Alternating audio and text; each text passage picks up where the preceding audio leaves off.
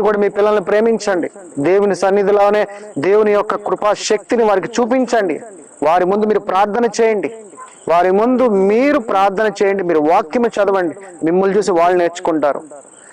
టీవీలో టైంపాస్ చేయమాకండి. టీవీలో వాక్యం వినండి. దేవుని యొక్క మాటలు వినండి. మిమ్మల్ని చూసి మీ పిల్లలు మారుతారు.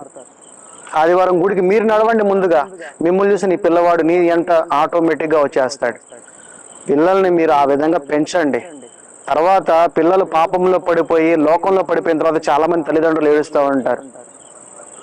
అయ్యా మా అబ్బాయి ఇలా చెడిపోయాడు, మా అబ్బాయి ఇలా తాగుతాడు, మా అబ్బాయి దీనికి వ్యసనం అయిపోయాడని.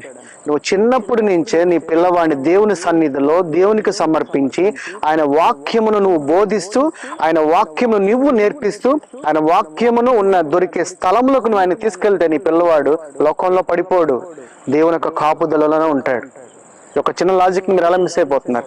సో దేవుని యొక్క